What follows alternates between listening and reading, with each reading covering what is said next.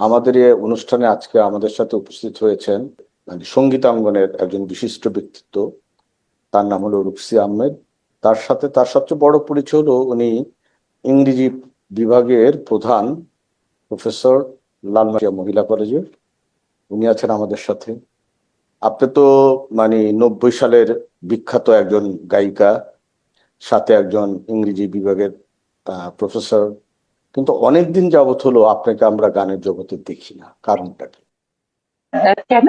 হ্যাঁ, কেন আহ, দেখি না?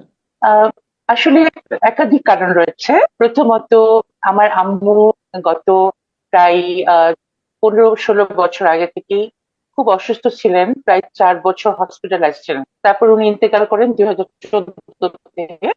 নট অনলি দ্যাট, এছাড়াও আহ, অনেক রিজন ছিল, যেমন পারিপার্শ্বিকতার কারণে গান গাওয়া হয়ে ওঠেনি আমার। তার জন্য গান গাইতে পারিনি বেসিক্যালি।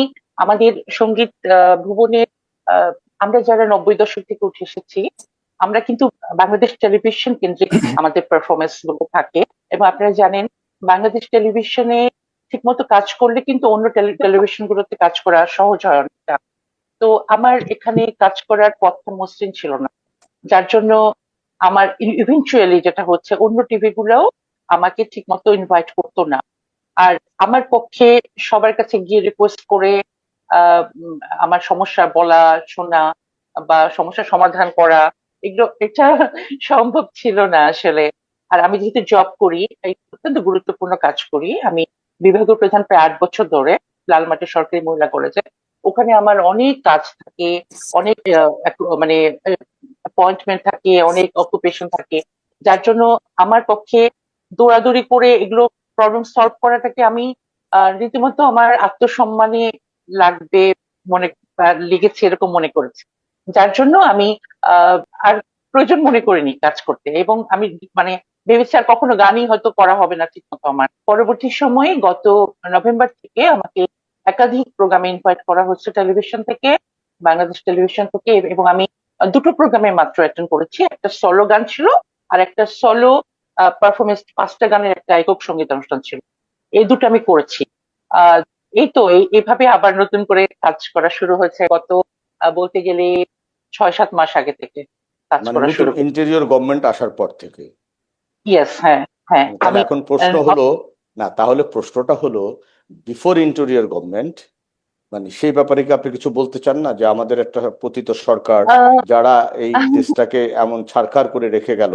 বললাম এই যে আপনি ইন্টেরিয়র গভর্নমেন্ট আসলো, একটা হুম, পতিত সরকার চলে গেল, এই যে হুম। বিগত ফ্যাসিস্ট সরকারটা যে চলে গেল, তাদের সময়ে নিশ্চয়ই আপনি অনেক বৈষম্যের শিকার হয়েছেন, এবং তারা দেশটাকে তো ছারখার করে গেছে। সেই ব্যাপারে কি আপনার কোনো মূল্যায়ন বা আহ, কোনো মন্তব্য?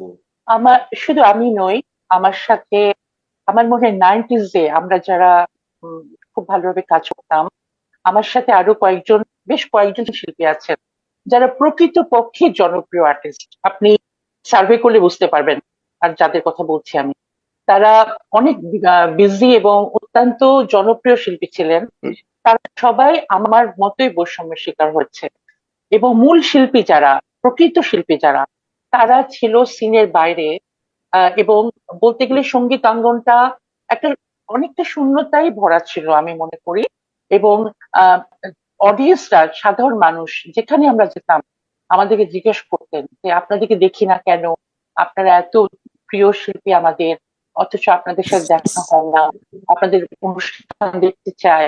আমরা হয়তো আহ মৃদু হেসে একটা ভদ্রচিত অ্যান্সার দিয়ে চলে আসতাম, কিন্তু আসলে আমাদের মনের ভিতরে যে কষ্টগুলো ছিল, এটা আসলে মানে এক্সপ্রেস করার মতো না। কারণ আপনি জানেন, বুঝবেন, একজন সৃজনশীল মানুষ তার সৃজনশীলতাটা যদি কাজে না লাগাতে পারে, তার সৃজনশীল কর্মগুলো যদি সে ঠিক মতো না করতে পারে, সে মানসিকভাবে পর্যদস্ত বিপর্যস্ত হয়ে যাবে, এটাই স্বাভাবিক। তারপরেও আমরা বেঁচে থাকার জন্য বা অন্য পেশায় যেহেতু আছি, নিজেকে সার্ভাইভ করার চেষ্টা করছি, কিন্তু মনের মধ্যে যে একটা তৃষ্ণা, যে একটা কষ্ট, এটা কিন্তু আমাদের থেকে গেছে। তো উই হোপ সো যে এখন ইনশাল্লাহ সবকিছু আগের মতো হবে, বা আমরা আবার কাজ শুরু করছি, সবাই কাজ শুরু করছে। আমরা যে একটা নাইনটিজ একটা একটা একটা নতুন মানে মতামত জরিপ দেখতে পাচ্ছি আমরা ইদানিং, যে সেটা হলো যে আওয়ামী লীগ নিষিদ্ধ করার পক্ষে আপনার মতামত কি? পলিটিক্যালি আমি আসলে কোনো মন্তব্য করতে পারবো না, কারণ আমি পলিটিশিয়ান নই, বা পলিটিক্যাল কোনটা ভালো কোনটা মন্দ এটা তারাই ভালো বলতে পারবেন, যারা বিশ্লেষক বা যারা এই পেশায় জড়িত আছেন তারা বলতে পারবেন। আমি অ্যাকচুয়ালি মানে এই ব্যাপারে সেভাবে কিছু বলতে পারবো না, শুধু আমি এটুকুই বলবো যে যারা অন্যায় করেছেন বা করাপশন করেছেন তাদের যেন বিচার ভালোভাবে হয়, এটা আমার আমার ব্যক্তিগত চাওয়া। না, আর এই যে আমাদের দল এই যে হিসেবে, জুলাই বিপ্লবে এই যে আমাদের প্রায় দু হ্যাঁ, হাজারের মতো সন্তান মারা গেল, হ্যাঁ, 30,000 পঙ্গু হয়ে গেল, এদের হুম। ব্যাপারে কি? যারা যারা নিহত হয়েছেন তাদের তো অবদানের কোনো মানে সীমা পরিসীমা নেই। তাদের পরিবার গুলোকে আর্থিক সহায়তা দেয়া এবং তাদের পাশে এসে দাঁড়ানো আমাদের সবার উচিত। আর যারা এখন আহত আছেন তাদের প্রপার ট্রিটমেন্ট করা, বা তারা সত্যি সুস্থভাবে ফিরে আসতে পারবে কিনা সেটাও আমাদের নজর দেওয়া উচিত।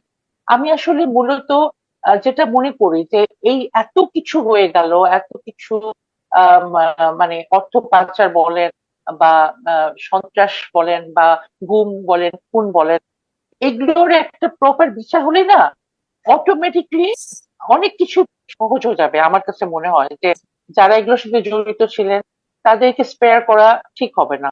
তাহলে অন্যায়টা আরো দিনে দিনে প্রশ্রয় মানে প্রশ্রয় পাবে আর কি। এবং পরবর্তীতে অনেকেই এটা করতে উদ্বুদ্ধ হবে। এবং আমার একটাই চাওয়া যে যারা অন্যায় রুকসাপা, শুনতে পাচ্ছেন? জি, জি। আপনি তো একজন শিক্ষক, গানের জগতে আমরা নাইবা গেলাম, শিক্ষক আহ, বিষয় নিয়ে আমি একটা কথা বলতে চাই। গত 17 বছরে আমাদের শিক্ষা ব্যবস্থা কোথায় গিয়েছে? আমার কাছে মনে হয় যে আমি একজন শিক্ষক হিসেবে যেটা অনুভব করেছি, এত ফ্রিকুয়েন্ট সিলেবাস চেঞ্জ এবং কিছু সিলেবাস যেটা একেবারেই আহ, ওদের কর্মমুখী নয় বা শিক্ষার বান্ধব নয়, এমন এমন অনেক কিছু প্রবর্তন করা হয়েছিল। বই পাবলিশ হতে আহ, বা সিলেবাসের সাথে সংশ্লিষ্ট হতে অনেক সময় লেগে গেছে, স্কুল থেকে শুরু করে কলেজ তো আছেই, স্কুলে বিশেষ করে স্কুল তো একদম বেস্ট নলেজের জায়গা। সেখান থেকে আমার মনে হয় বাচ্চারা অনেক ক্ষতিগ্রস্ত হয়েছে। সেই সাথে অটো পাস, তারপরে মার্ক ডিস্ট্রিবিউশনের অনেক ইমব্যালেন্স অবস্থা, তারপরে অনেক সাবজেক্টে নম্বর কমিয়ে কমিয়ে দেয়া হচ্ছে স্টুডেন্টদেরকে, যেগুলো পরবর্তী জীবনে তারা যখন হায়ার স্টাডিতে যাবে দেশে বা বিদেশে, তখন তারা সমস্যার সম্মুখীন হবে বলে আমি মনে করি।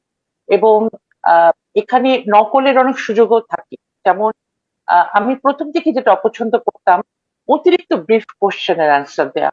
বাচ্চারা দেখা যায় 10 লাইন 15 লাইন এসে টাইপের ন্যারেটিভ স্টাডি ন্যারেটিভ রাইটিং গুলোতে ওরা ভালো করতে পারে না, কারণ ওদের objectives and brief question answer দিতে দিতে ওদের অনেক নম্বর উঠে যায়। এবং জিজ্ঞেস করে করেও কিন্তু অনেক অ্যান্সার দেওয়া যায়, টেলিফোনে প্রশ্নপত্র ফাঁস হয়। এরকম অনেক বিষয় রয়েছে যেগুলো আমার মনে হয় নজর দেওয়া উচিত ছিল বিগত 15 17 20 বছর 20 বছরে উচিত ছিল, যেটা আমার কাছে খুবই একটা প্রবলেম্যাটিক মনে হচ্ছে যে আপনার আপনি আমরা তো আপনার কাছে লেখাপড়া কি আরেকটা জিনিস মনে হয়নি, যে আমাদের যে শিক্ষা ব্যবস্থা, কোমলমতি শিক্ষার্থীরা যেখানে প্রাইমারি স্কুল থেকে যাদের যাত্রাটা শুরু হবে, মাধ্যমিক এসে তারা মোটামুটি বুঝতে পারবে, এই যে 17 বছর ধরে একটা ফ্যামিলিকে গেলানোর চেষ্টা, আপনার কাছে, আমার কাছে তো মনে হয় যে আমরা শিক্ষা আমি খাতে 40 বছর আমি পিছিয়ে গেছি। একদম আমার ব্যক্তিগত একটা অনুভূতি শেয়ার করতে চাই। আমার এক কাজিন আছে, তার 4টা বাচ্চা। তো 4টা বাচ্চা এত এত মেরিটোরিয়াস, এত জিনিয়াস। তারা যেমন ছবি আঁকে, তেমনি গান গায়, নাচ করে, পড়াশোনায় ভালো, সব দিক দিয়ে। তো মজার ব্যাপার কি যে তারা আহ, আহ, একটা পর্যায়ে অনেক পুরস্কার পেয়েছিল। পরবর্তী সময় না তাদের অনীহা, মানে কম্পিটিশনে যাওয়ার জন্য। তো আমরা বলি যে কেন যাচ্ছ না, যাও। বলে কি, আমাকে বলে খালামণি, তারপরে ওর আম্মুকে বলে আম্মু একই বই দেয়, প্রত্যেকবার একই বই দেয়। এক একটা বই মনে হয় 6 7 করে কপি আছে ওদের বাসায়।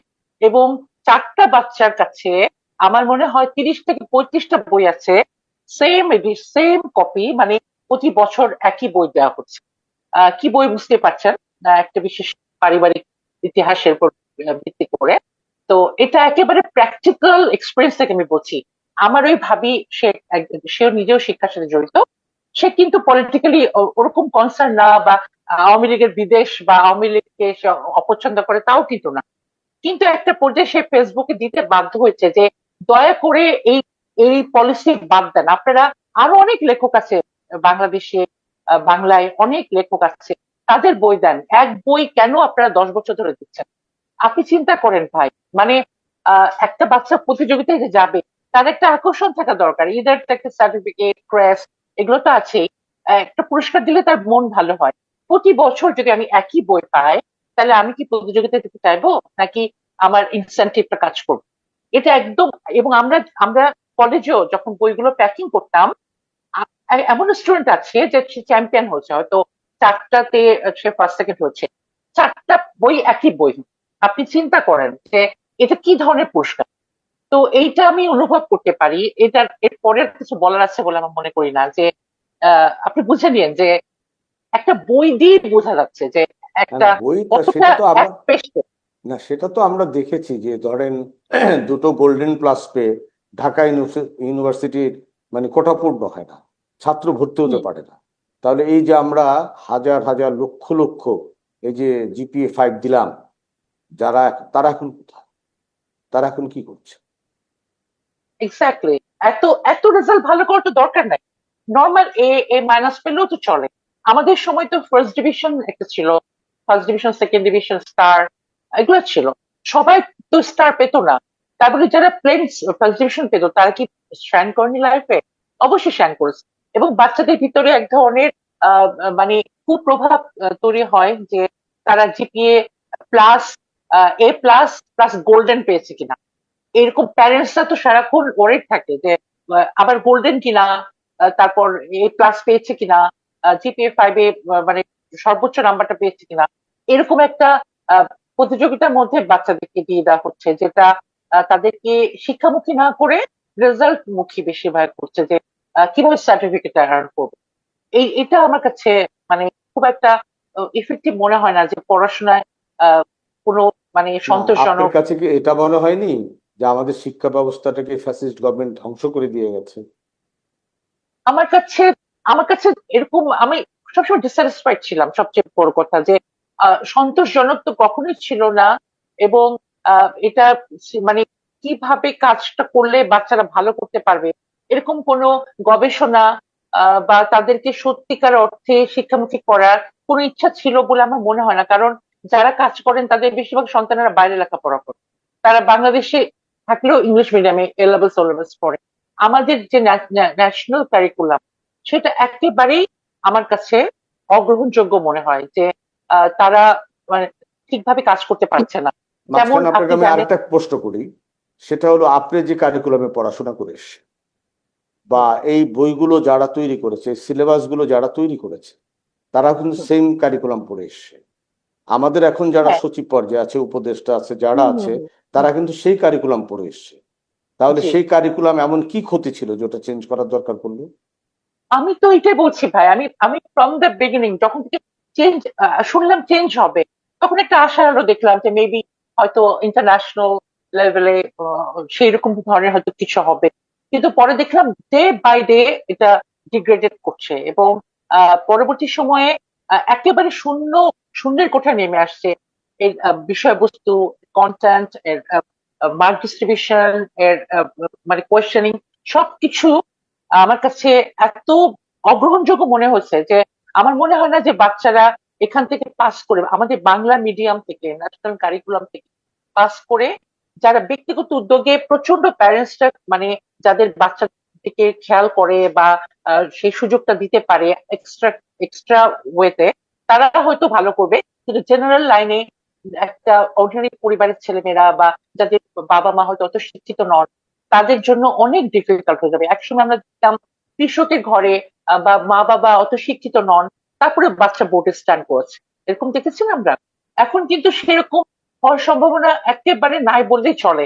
আমার আমার কলিগদের যাদের বাচ্চারা বাংলা মিডিয়ামে পড়ে আমি দেখি তারা অনেক সচেতন, নিজে পড়ায়, তাদের হাজবেন্ডরা পড়ায়, তাদের আহ দেখা যায় যে আরো অন্যান্য সেক্টরে অন্যান্য ভালো শিক্ষকদের কাছে তারা কোচ করাচ্ছে বাচ্চাদেরকে, বাইরের বই কিনে দিচ্ছে, একটা প্যারালাল লাইনে তাদের লেখাপড়া চলছে।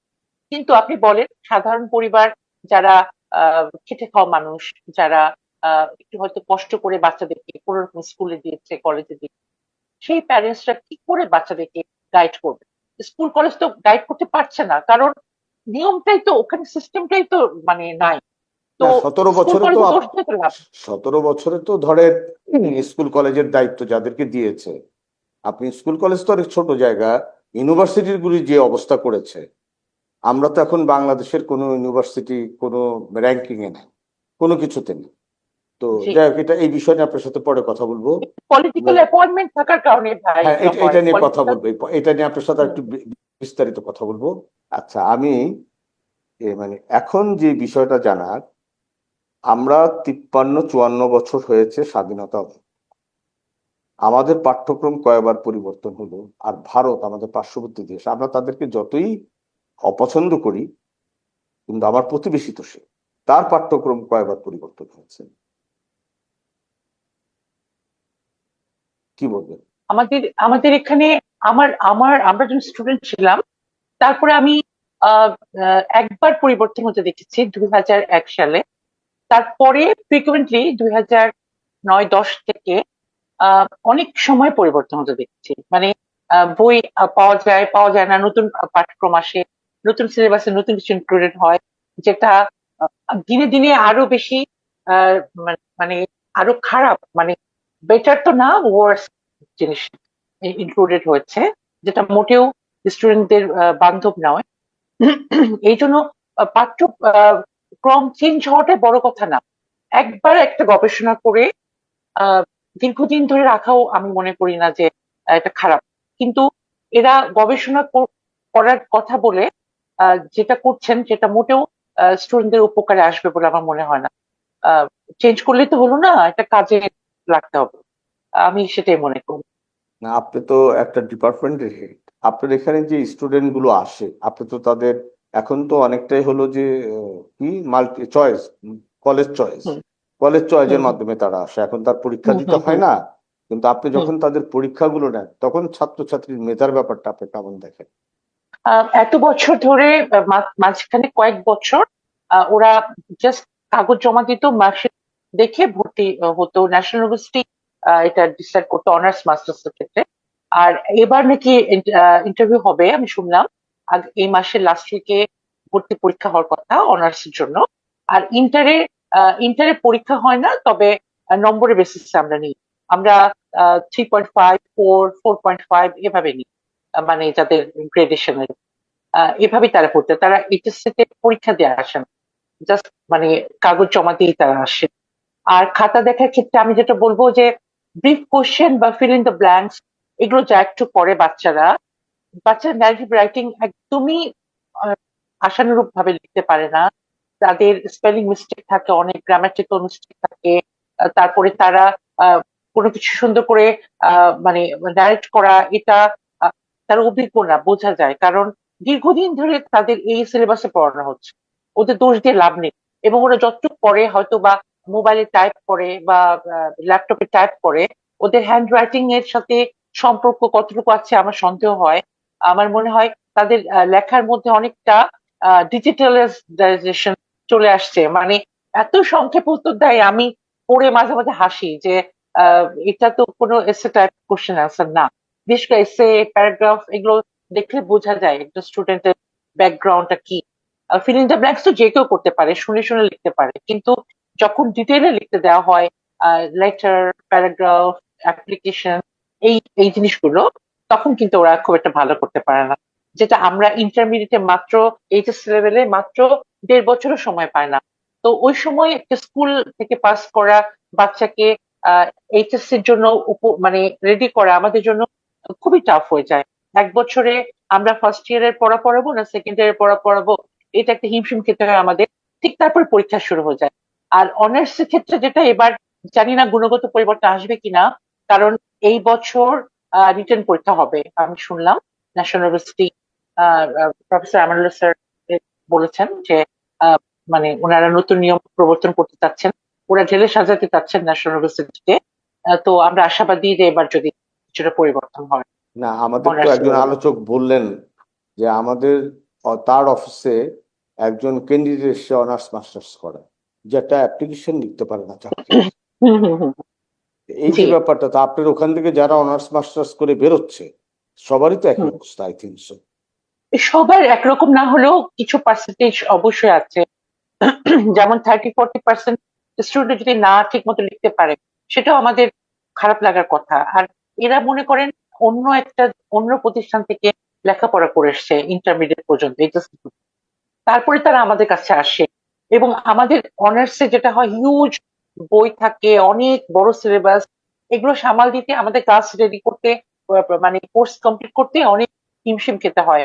তার মধ্যে ওরা কাগজে কলমে কি লিখছে, এত কিছু সার্চ না করে আমরা পরীক্ষা নিই, আমরা ইনকোর্স পরীক্ষা নিই, তারপর টেস্ট নিই।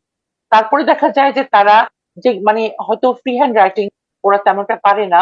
এটা শুধু প্রতিষ্ঠানকে দোষ দিয়ে লাভ নাই, এটা পরিবার, ব্যাকগ্রাউন্ড, ফ্যামিলি ব্যাকগ্রাউন্ড, তারপরে তাদের পারিবারিক পরিবেশে কিরকম পড়াশোনা হচ্ছে, তারা কোন অ্যাটমসফিয়ারে আছে, এগুলো অনেক তাই আমার মনে হয় স্কুল থেকে যদি বেসিক নলেজটা না হয়। এবং এক্ষেত্রে আমি প্রাইমারি স্কুল টিচারদের ক্ষেত্রে বলবো যে প্রাইমারি স্কুল টিচার সিলেকশন করার সময় একটু সতর্কভাবে সিলেকশন করা উচিত, এবং ওদের মানে স্যালারিও ভালো দেওয়া উচিত। কারণ বিদেশে আপনি দেখবেন সব দেশে কিন্তু ডেভেলপ কান্ট্রি গুলোতে স্কুলের টিচারদের ফ্যাসিলিটিস অ্যামিনিটিস অনেক বেশি, এবং তার অনেক ভালো ভালো স্টুডেন্টরা পাস করার পরেই প্রাইমারি স্কুলের টিচার হচ্ছেন।